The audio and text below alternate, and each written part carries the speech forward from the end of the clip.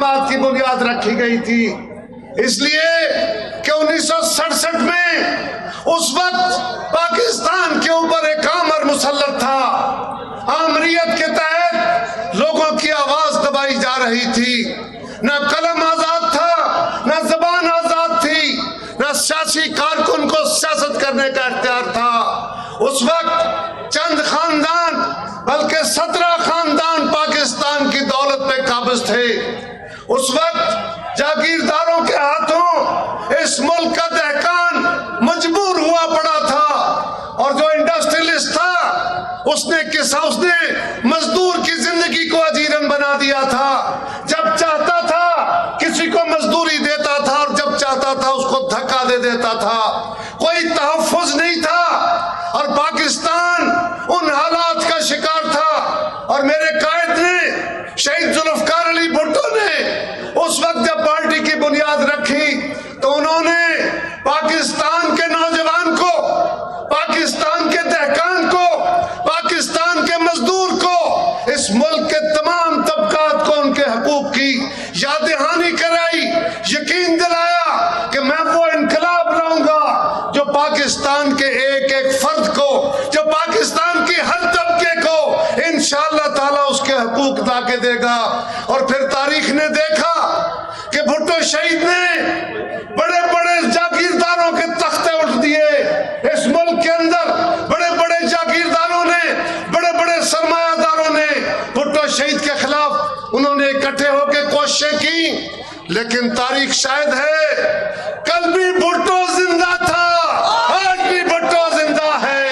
بھٹو شہید نے اپنے ساتھیوں کے ساتھ مل کے اس فلسفے کے تحت یہ جماعت بنائی جس میں اس ملک کے نوجوان سے یہ وعدہ کیا گیا کہ ہم تجھے روزگار دیں گے، ہم تجھے تشخص دیں گے، اس ملک کے اندر کوئی وڈیرا اور کوئی عام نہیں ہوگا، کوئی کمی اور کوئی چودھری نہیں ہوگا، کوئی سردار اور کوئی اس کا کمین نہیں ہوگا، بلکہ نثار کھوڑا صاحب تشریف لائے ہیں، اور ہمارے بڑے پاپولر پٹیل صاحب آئے ہیں، اور آپ کو یاد ہے پٹیل صاحب بڑی کمال کی باتیں کرتے ہیں۔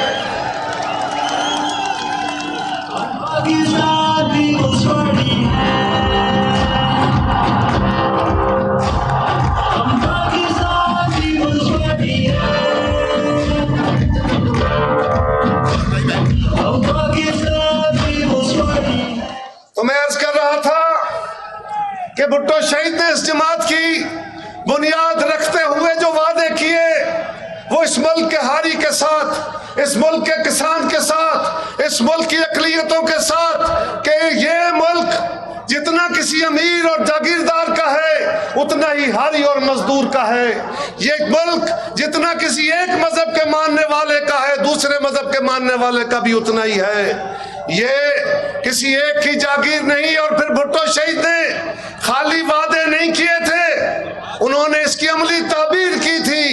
یہ نااہل ہم سے پوچھتے ہیں کہ بھٹو شہید نے کہا تھا کہ روٹی کپڑا مکان دوں گا، کس کو دیا؟ اور بھائی، اور جب روزگار ملا تو روٹی ملی نا، جب روزگار ملا تو گھر ملے نا۔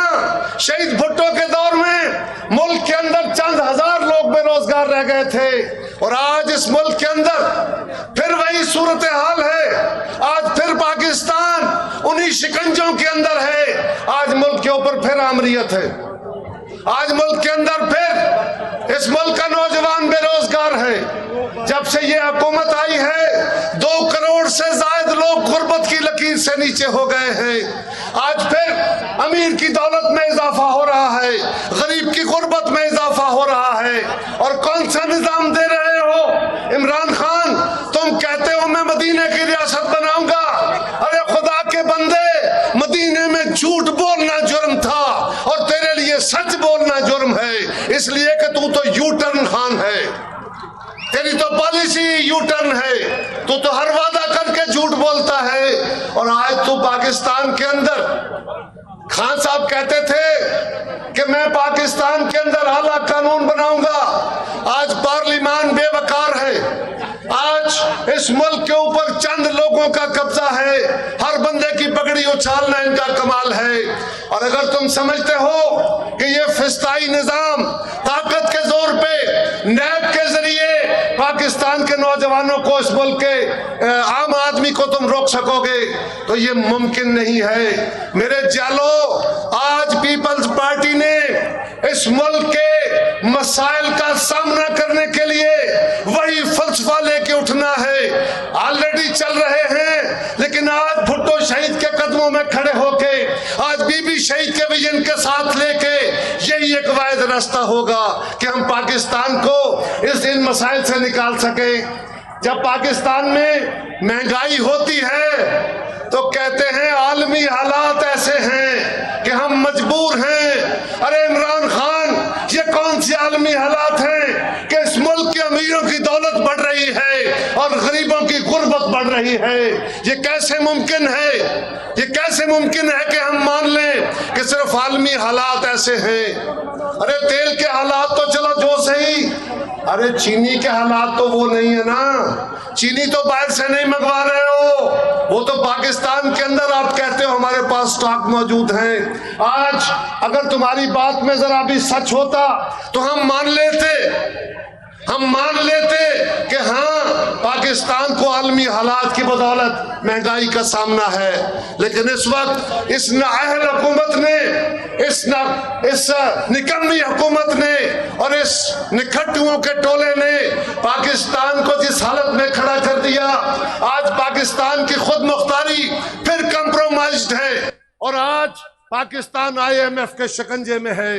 ہمیں یہ سوچنا ہے، ہمیں یہ عہد کرنا ہے، ہم اپنے چیئرمین کے ساتھ مل کے ان کی طاقت بڑھا کے ہم اس ملک کے لوگوں کو پیغام دینا چاہتے ہیں کہ نہ اس ملک کے اندر یہاں کا کوئی آجر چلے گا، نہ کوئی آمر چلے گا، اور نہ ہم کسی IMF کی، نہ کسی ورلڈ بینک کی، نہ عالمی استعمار کی ڈکٹیشن مانیں گے، بلکہ ہم بھٹو شہید کے فلسفے پہ چلیں گے۔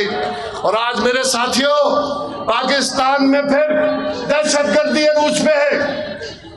آج پھر سو کال مذہبی جماعتیں اکٹھ کر رہی ہیں، آج ریاست ان کے آگے سرنڈر کر رہی ہے، اور یہ ہم نہیں کہہ رہے، اس ملک کا وزیر اطلاعات کہتا ہے کہ پاکستان کی ریاست اور ریاستی ادارے دہشت گردی کا سامنا کرنے کو تیار نہیں ہیں۔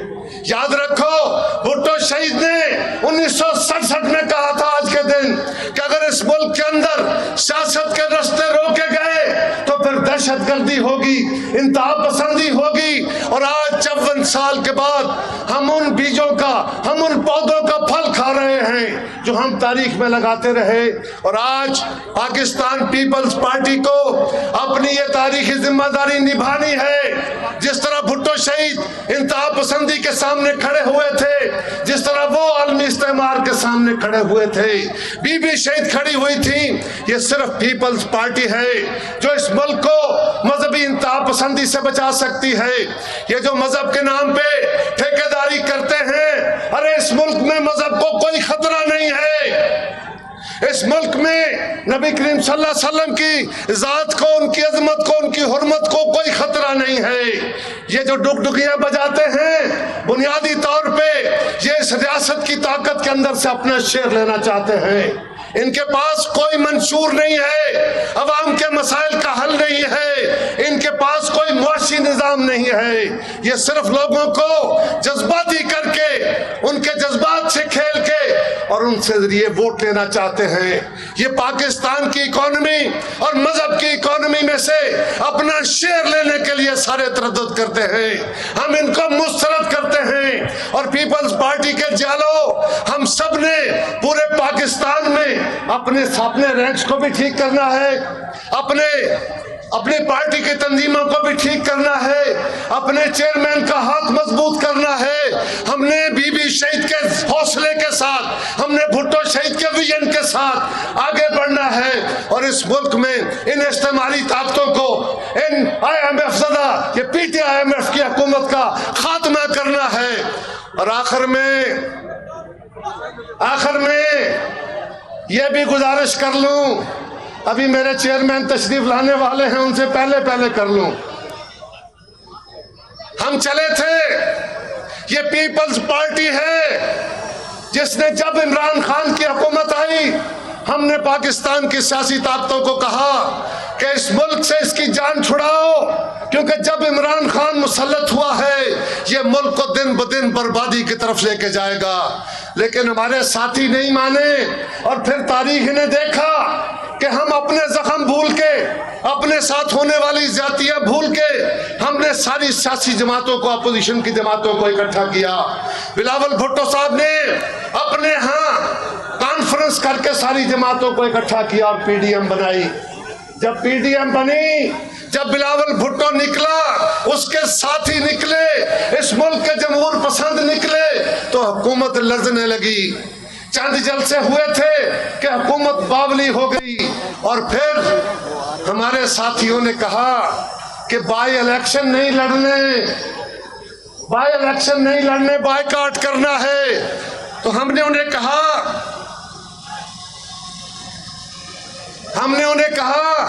بلاول صاحب نے سمجھایا کہ بھٹو شہید اور بی بی شہید کا یہ فیصلہ ہے، اور خاص طور پہ بی بی شہید کا سبق ہے کہ سیاسی میدان خالی نہیں چھوڑنے. ہم نے بائی الیکشنز لڑے، پاکستان کی تاریخ نے دیکھا کہ یہ حکومت ڈولنے لگی. پھر سینٹ کا الیکشن آیا، ہم نے سینٹ کا انتخاب لڑا. یہ ہمارے ساتھی تو کہتے تھے کہ ہم سینٹ کا بائیکاٹ کر دیں. ہم نے کہا کہ نہیں جناب، ہم نے سینٹ کا بائیکاٹ نہیں کرنا، ہم نے سینٹ کا الیکشن لڑنا ہے. چیف منسٹر سے تشریف لائے ہیں اپنے ساتھیوں کے ساتھ، میں ان کو ویلکم کرتا ہوں.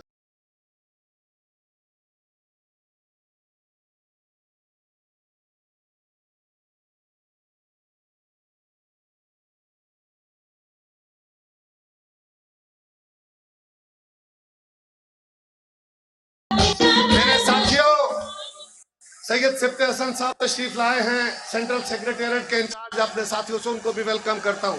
تو میں اپنی بات ختم کروں کیونکہ باقی دوستوں نے باتیں کرنی ہیں. میں صرف یہ گزارش کر رہا ہوں کہ جب پی ڈی ایم میں ہم تھے تو پی ڈی ایم تھی، حکومت ڈر رہی تھی، اور بہت جلدی میں ہو گئے کچھ ساتھی ہمارے. اور آج حالت یہ ہے کہ اس ملک کا ایک ایک شہری کہتا ہے کہ کب عمران خان سے ہماری جان چھڑاؤ گے. اور ہمارے دوست آنکھوں میں ہاتھوں انگلیاں منہ میں ڈالے کھڑے ہیں کہ ہم کریں تو کریں کیا، کیونکہ یہ جدوجہد کا راستہ، یہ لڑائی کا راستہ، یہ جبر کے ساتھ لڑنے کا راستہ، یہ بھٹو شہید کا راستہ ہے، یہ بی بی شہید کا راستہ ہے، یہ بلاول بھٹو کی میراث ہے، یہ اور کسی کی نہیں ہے. ہم ہوں گے تو انشاءاللہ تعالی اس ملک میں. اور میرا اپنے چیئرمین سے یہی تقاضا ہوگا کہ چیئرمین صاحب ساری قوتیں اپنا اپنا کام کریں گی. 1967 میں بھی بڑی جماعتیں تھیں، بڑے اتحاد بنے تھے، لیکن بھٹو شہید اکیلے چلے تھے، اور انہوں نے سارے اتحادوں کو ایک طرف پھینکتے ہوئے اس ملک کے جابروں کو، سرمایہ داروں کو، وڈیروں کو، ملاؤں کو، سب کو پچھاڑتے ہوئے پاکستان کے اندر عوامی حاکمیت قائم کی تھی. اور وہی ہمارا راستہ ہے، وہی ہماری بقا کا راستہ ہے. اور آؤ نعرہ لگاؤ، نعرہ نعرہ نعرہ بھٹو. وہ پیچھے والے بھی نعرہ لگاؤ، آواز آ رہی ہے نا؟